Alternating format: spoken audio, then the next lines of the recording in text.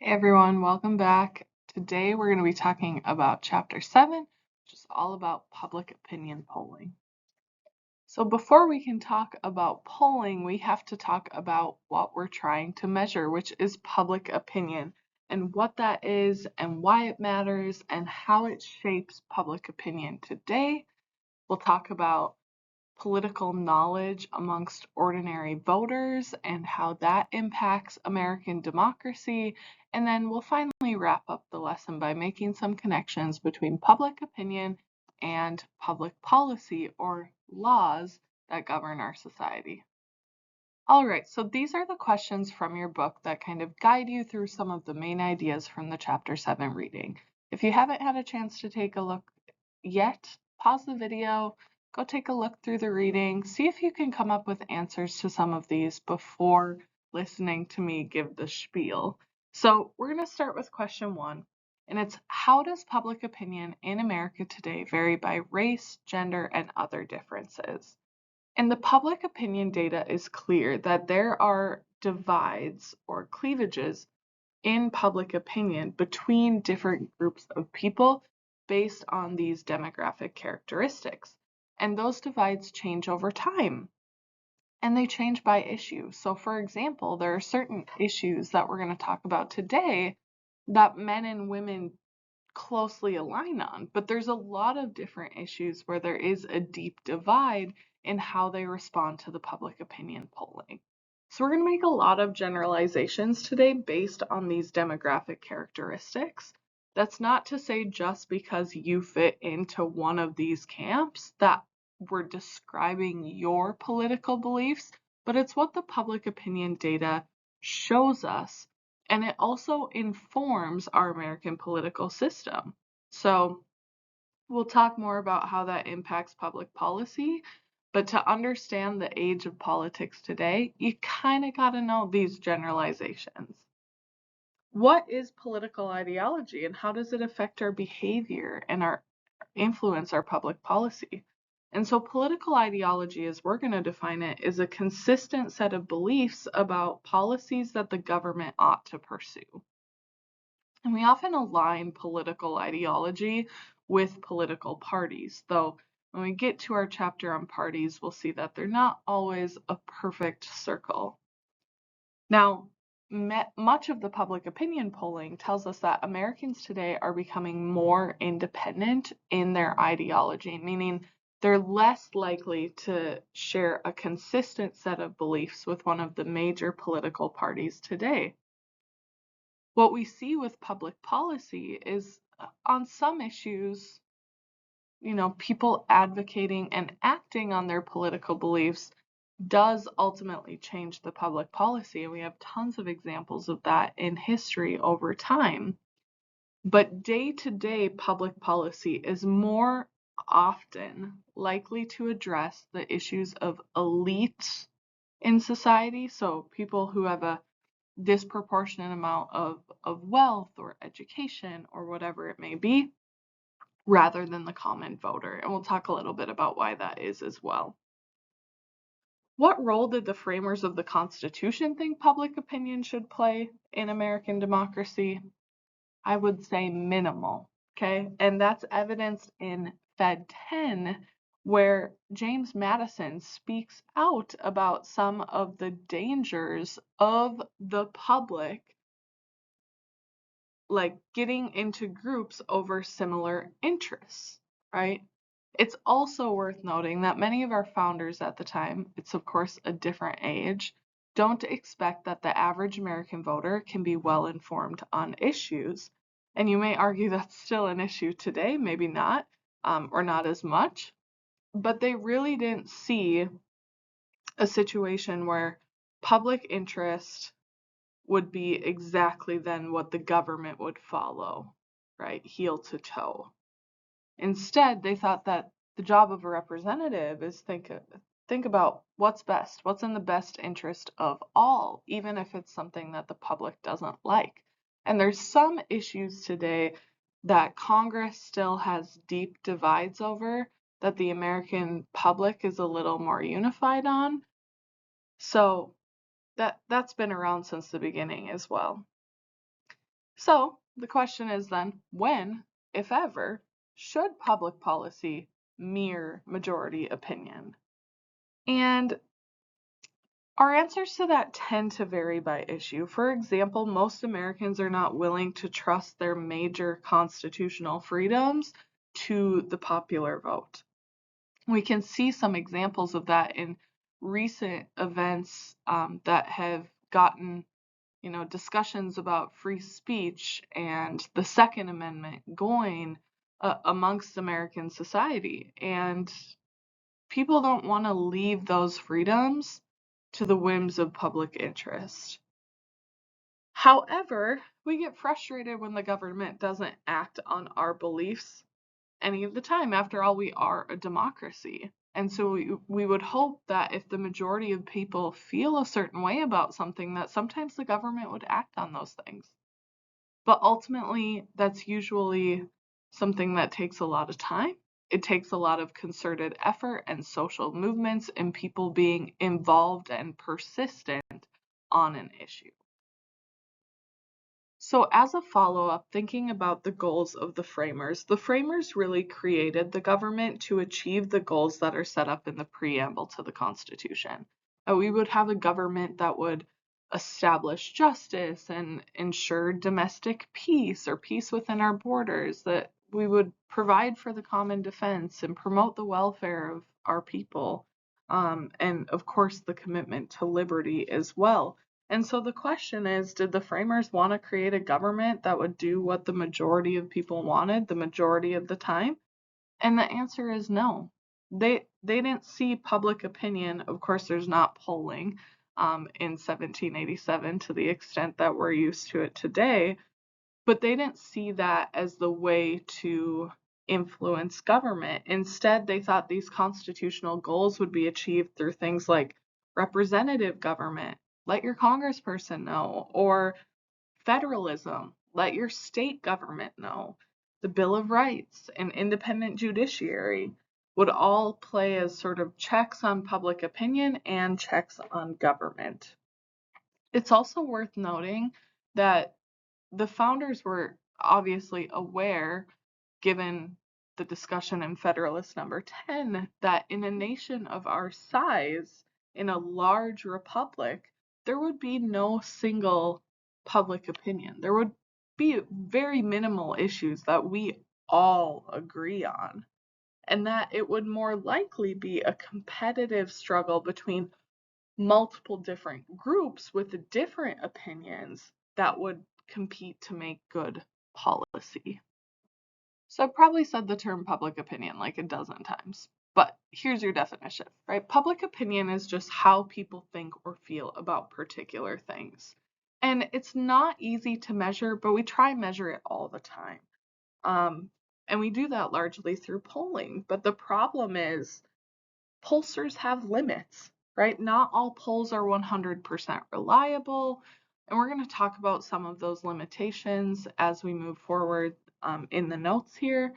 But people also aren't always willing to participate in polls and share their opinions, especially when it comes to political opinions, right? It's easier to get a poll on what type of pizza is the best pizza than it is to get a poll on how you feel about immigration policy, as an example. So let's talk about some of these limitations. First off, polling is going to require that we write questions that are comprehensible, meaning they're easy to understand, and that are not creating some bias, intentionally or unintentionally. And the example I usually give here is, if I ask you, is the Amazon River longer or shorter than 8,000 miles? By telling you 8,000 miles as a starting point, I'm ultimately going to have an influence on your answer. You're probably going to guess somewhere near 8,000 miles. Where if I asked you, is the Amazon River longer or shorter than 2,000 miles? You'd probably answer a lower number, closer to 2,000 miles. So bias can be intentional or unintentional. We also got to make sure that we don't make these questions way too lofty and that they're easily comprehensible by the average person. That's a tough balance, especially when it comes to major political issues. This question is, how's a blood sample like soup? Well, a blood sample is a random sample of all of your blood, but it gives you an accurate representation of the whole, right? They're able to tell you based on that tiny prick if you're healthy, if you're not healthy, if you have deficiencies, if you don't have deficiencies, right? And so we use the same idea in polling, that we can use a random sample to represent the whole. I don't have to drink my whole pot of soup or eat my whole pot of soup to know whether it's good or not. I can just take a spoonful. So we apply this same philosophy. All pollsters are going to recognize that there's some possibility of error in their calculation given some of these polling limitations. And so we call that degree of error the margin of error. And so this is the amount that's allowed for in case of miscalculation or change of circumstances. And so in this example here, you have a poll from the 2016 election, which shows that Donald Trump is leading by 1 point.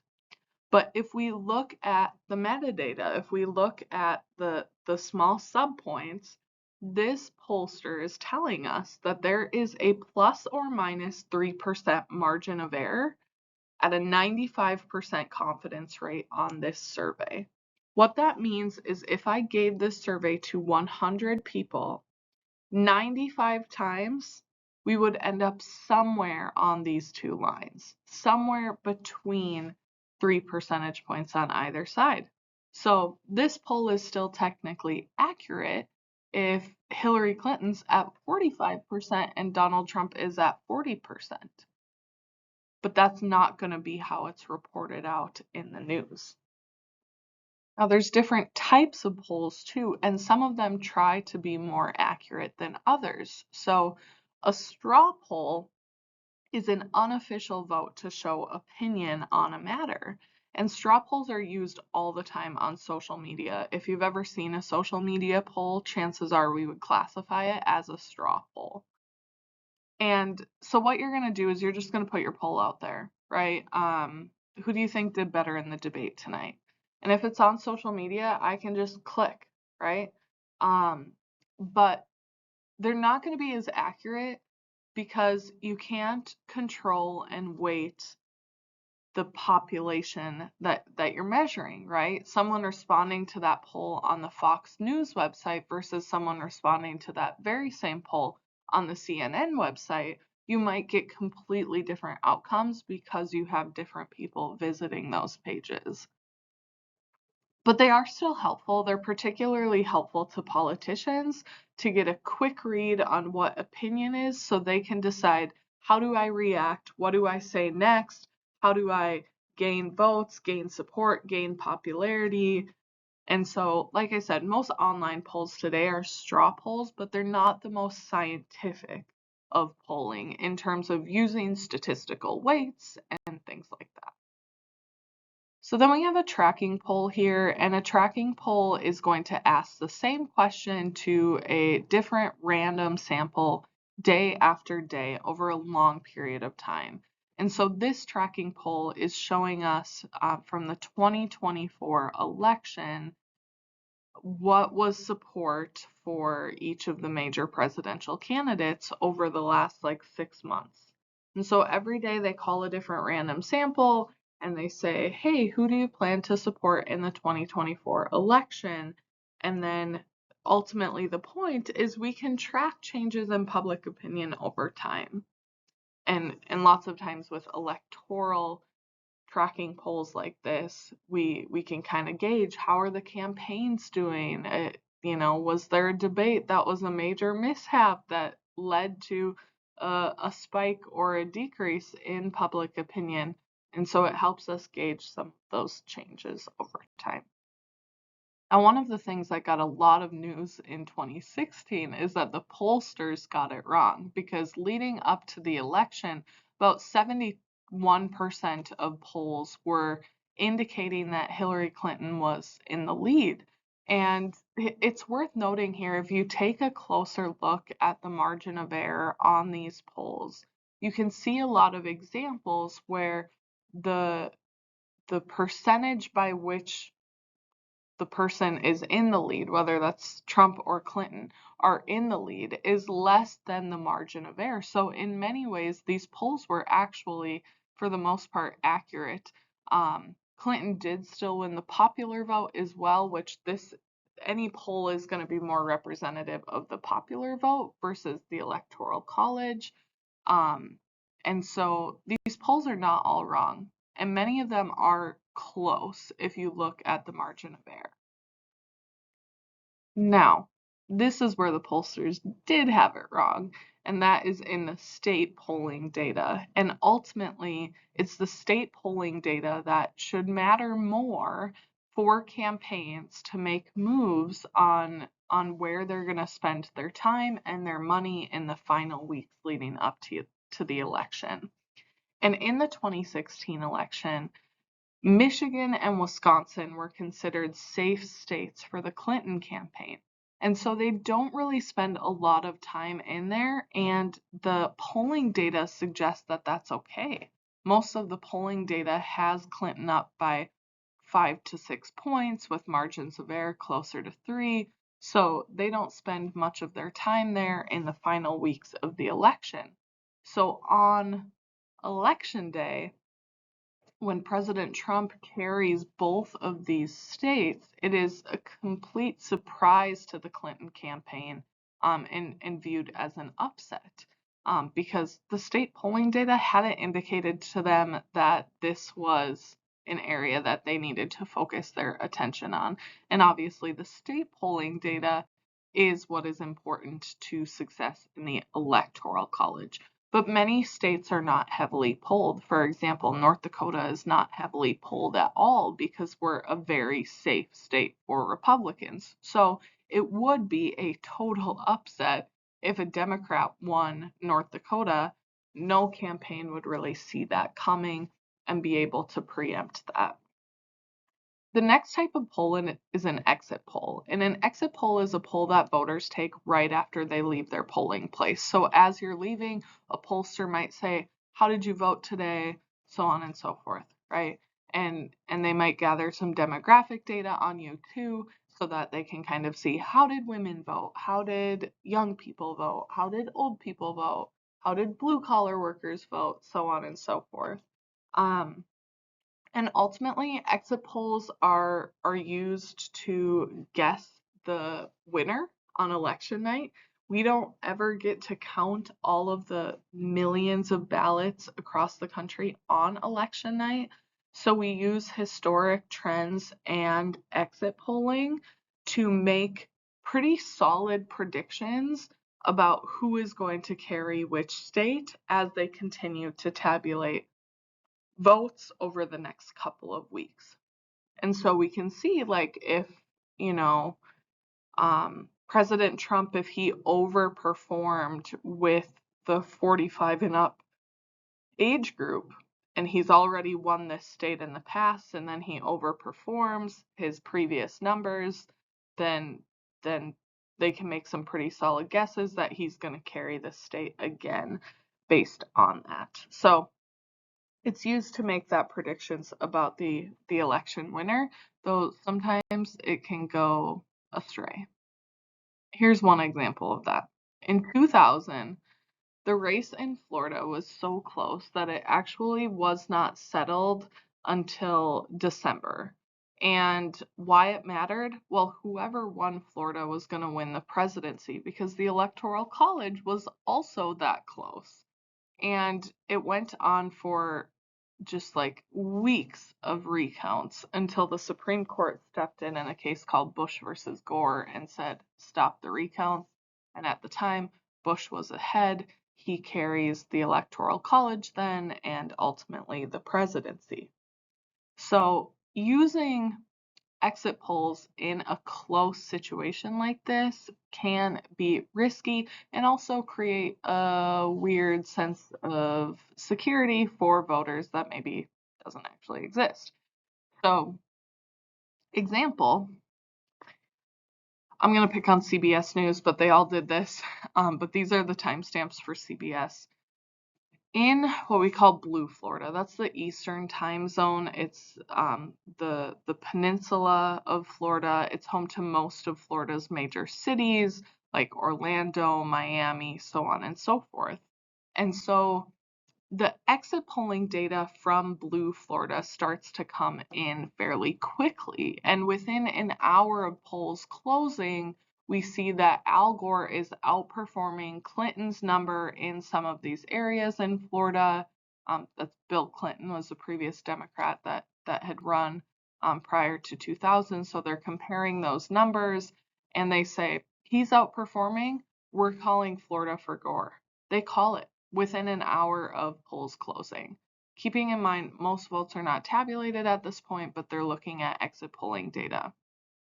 Well, they start to count actual votes, and a lot of the red counties are getting counted, and they're seeing, ooh, Bush is outperforming in the rural counties. So they retract their call. And then the Panhandle comes in, and those are a lot of rural counties in the central time zone, and they start counting those, and those rural counties are always counted faster because there's less votes to count. And they go, whoa, Bush is way overperforming in rural counties, so we're going to call Florida for Bush. Well, then they start getting actual votes in from the big cities, the big metro areas, and they go, ugh, we actually don't know. And like I said, Florida goes on to many different recounts, but sometimes trying to use exit polling data to make calls as soon as possible does backfire. So the last type of poll here we're going to talk about is a push poll. And a push poll is an opinion poll in which the true objective is to actually sway voters by using loaded or manipulative questions. So they're not trying to be statistically accurate, they're actually trying to sway and trying to be biased. And the purpose is to sway voters, right? The example I have here, the top one, would you be more or less likely to vote for Jill Docking, knowing she was a Jew, or the bottom one, would you be more or less likely to vote for John McCain if you knew he had fathered an illegitimate black child? Well, the bottom one is designed by a Bush strategist in 2000 when John McCain is running against George W. Bush in the Republican primary. And McCain had taken the New Hampshire primary. He had performed pretty well in the Iowa caucus, and he was favored in South Carolina. And so the Bush campaign is like, if we don't turn this around, he's going to get the nomination, not us. And so they came up with this idea, the smear tactic.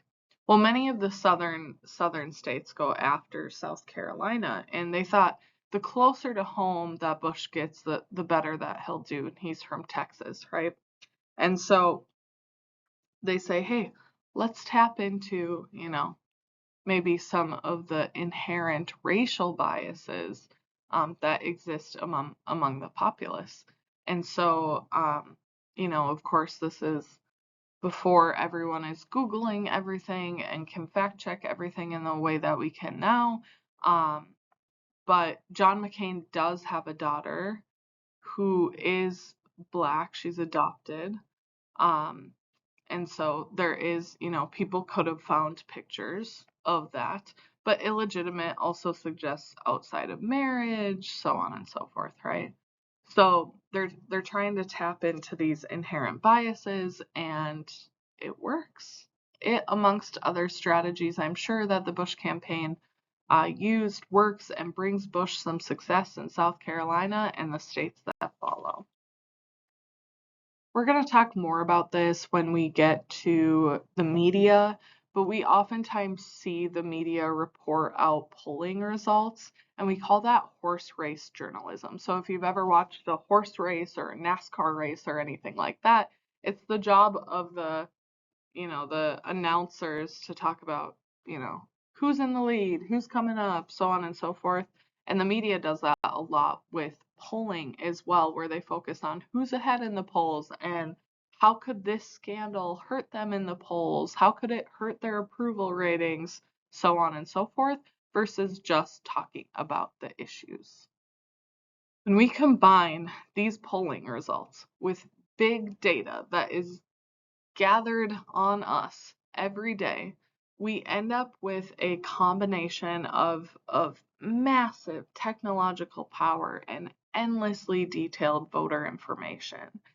And there's a good video about the Obama campaign and how they use big data to pinpoint their most likely supporters. And this could be everything from gathering information on the types of cars you drive to the types of activities you like to do. Companies are gathering data all the time on the types of products that we purchase. Social media, we don't pay for social media, but social media gathers data on us, and that's worth something to them. And it can make guesses about what our political affiliations are, our religious affiliations, all sorts of different things. And so this data, gathering this data, makes mobilizing supporters easier, faster, and less expensive than it has been in the past. All right, so a couple more terms here that deal with how opinions differ by different groups. So opinion saliency is the idea that some people are going to care more about certain issues than other people do. And so what you perceive as your most important issue might be a non-issue to other people. Opinion stability is how volatile are you in that issue. Do you change your opinion on it frequently? Do you not? And generally, when we have strong feelings about an issue, our opinion stability is pretty level. We're pretty steady in our opinion. Then we have opinion policy congruence, which is the level of correspondence between government action and majority sentiment on the issue. So a majority of Americans feel this way about this thing. Does the government policy mirror that? And so that's just a few terms you might see come up in relation to this chapter. Now, one example of that, most Americans have an opinion on wars in the Middle East as an example. Some feel more strongly on it than others, but many people change their opinion in response to the news. So, they care about the issue, they're salient in that issue, but they're not necessarily stable because they're adjusting their opinions based on the news at the time. And then sometimes Congress doesn't mirror that public sentiment, right? Like the public might be ready to withdraw from these conflicts in the Middle East, but Congress and the president might not be entertaining that idea. Now, when it comes to elite opinion versus mass opinion, elites, as we define them, are just people that have a disproportionate amount of some valued resource. It could be money, it could be education, it could be access to media, so on and so forth. And elites tend to know more about politics than the common person because it's kind of the world in which they live. And they're more likely to be stable in their opinions on policy. Elites tend to influence public opinion in one of two ways. They lots of times have more access to the media, and so they have the ability to raise and frame political issues. They come on TV, they talk about the issue, they get you and me thinking about that issue. And they also state the norms by which we're going to settle those issues. So they define the possible policy outcomes. What are acceptable policies? What are unacceptable policies? So on and so forth.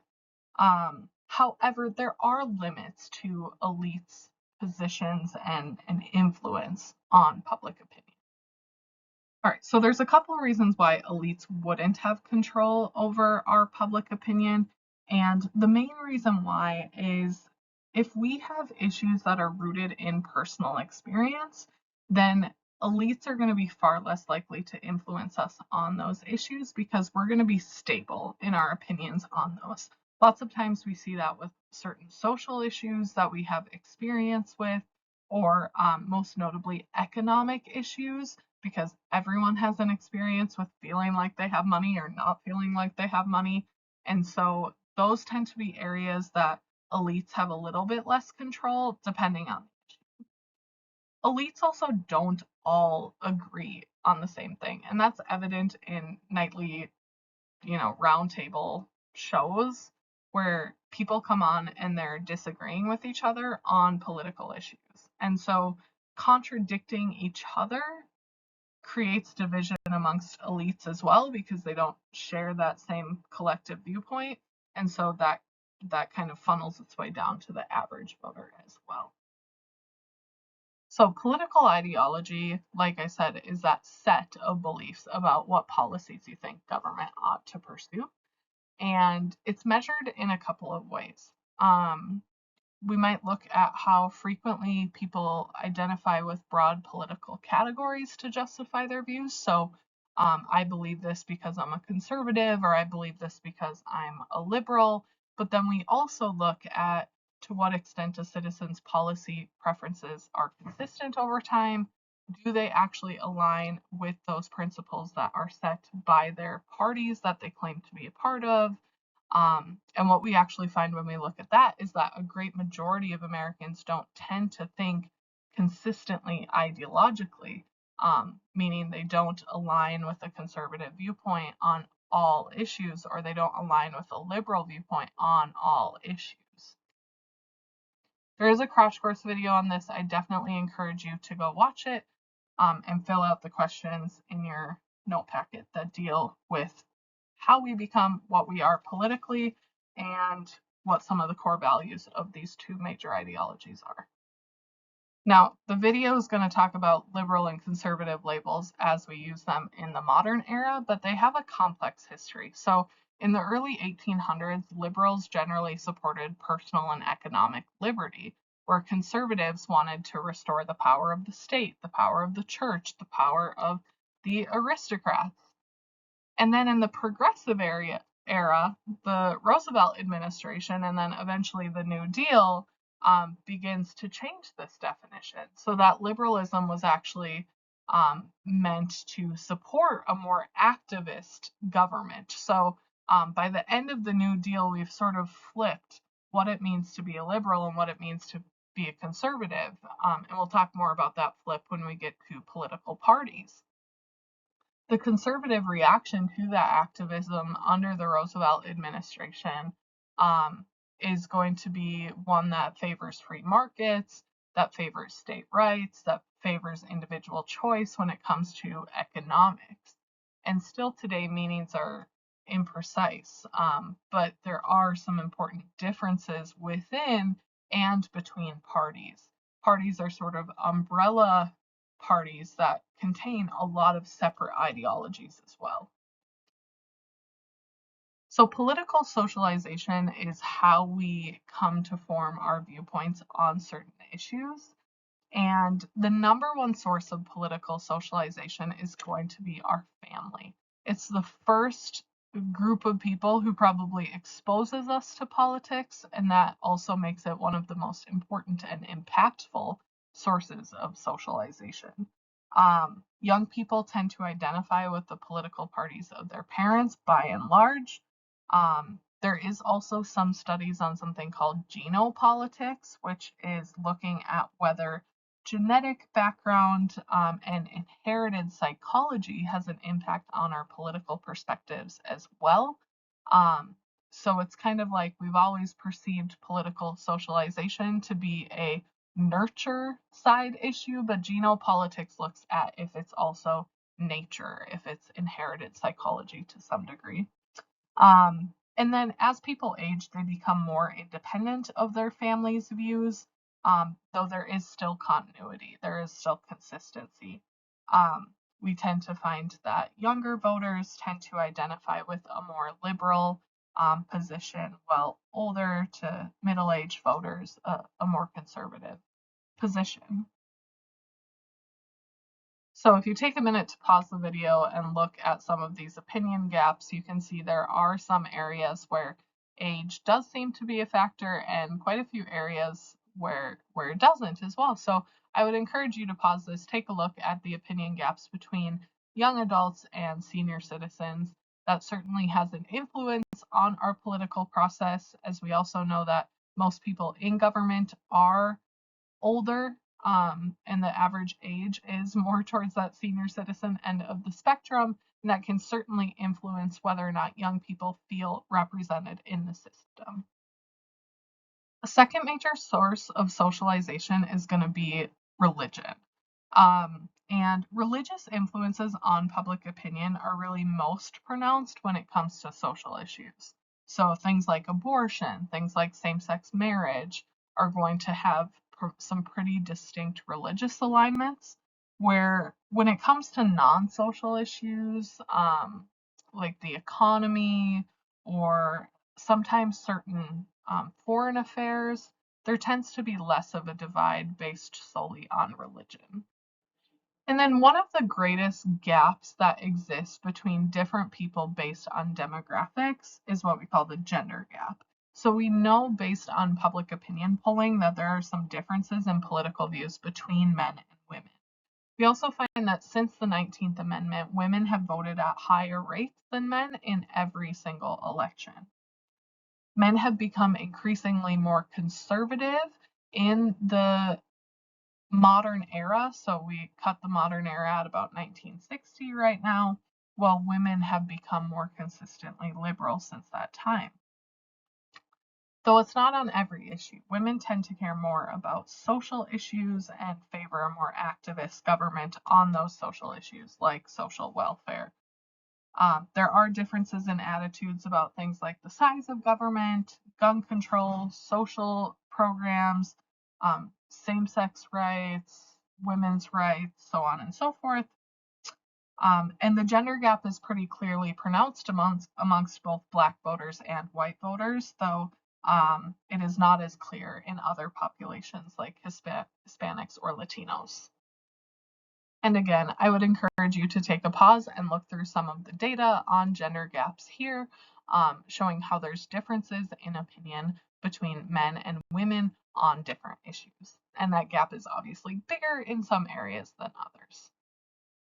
For the final slide here, you have a table where we're going to fill in just kind of some notes on different cleavages or divides in public opinion. And so I'm going to talk kind of broadly about these. Take yourself a couple notes as you watch. So in terms of social class is really ill-defined in the United States. Most people think they're just middle-class individuals, whether they take home $60,000 a year or $600,000 a year.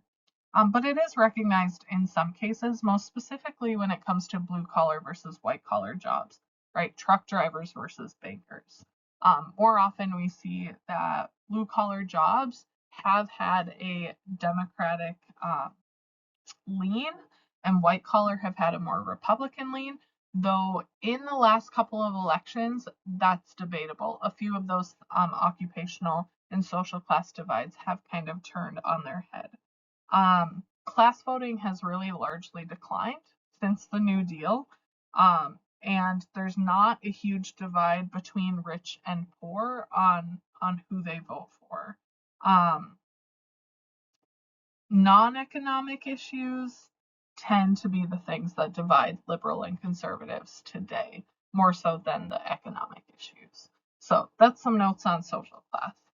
When it comes to race and ethnicity, what we find is that African Americans, by and large, are going to support the Democratic Party. Upwards of 90% or more of Black voters have supported Democrats in recent elections. And that shift, again, happens during the New Deal era, which we'll talk about in our Chapter 9 notes down the road. When it comes to Latinos and Asian voters, Latinos tend to identify more frequently with the Democratic Party, though not as strongly as African Americans, and that was also evident in the last election, where I believe Latino men actually broke for President Trump. So President Trump outperformed President Biden with that demographic. So that's one we'll maybe keep an eye on as we move forward and get more data in recent elections. Asian voters are more likely to vote with the Republican Party, even to a higher degree than white voters. So those are a couple of the differences based on race. The next piece here is on region. One thing that we note on region is that white Southerners tend to be the most conservative of voters versus any other region across the country. And particularly, they tend to be more conservative on social issues than the rest of the country. Things like legalizing marijuana, school busing, constitutional rights of the accused, so on and so forth. When it comes to economic issues, there is less of a divide there. Historically, the South has been more accommodating to business interests, where union strongholds tend to be in the North, and they tend to be more supportive of progressive labor policies. There's also cleavages in opinion related to education. Generally, what we see is the higher the level of education, the more liberal alignment. So particularly when it comes to master's and doctorate degrees, less than a high school education, tend to lean more conservative in some of the more recent polls. And the bachelor's degree area is kind of a mixed bag, to be honest. But the one strong trend here is that master's and doctorate degrees tend to have a high alignment to liberal political viewpoints. When it comes to income, we generally find that a lower income is more closely aligned to a Democratic viewpoint, while higher income is more closely aligned to a Republican viewpoint. And I believe the breaking point on the data for most of that, which we'll look at in a coming chapter, is around $150,000 to $200,000 in household income per year. And we suspect this is because people act on their own economic self-interest, which tax policy and social policies are most beneficial to them, and they vote accordingly. And then the final one we've already kind of touched on is occupation, and occupation is one that has certainly changed within the last couple of election cycles. So we traditionally said that unskilled or blue-collar labor aligned with a more liberal philosophy. It also tended to align more with union membership, both of which have seen a decline in the last couple of election cycles, where white-collar workers tended to align more with a Republican viewpoint. So we'll see if that remains the case, but that's one where we're seeing some shift in trends. That is a wrap on Chapter 7. Have a great rest of your day.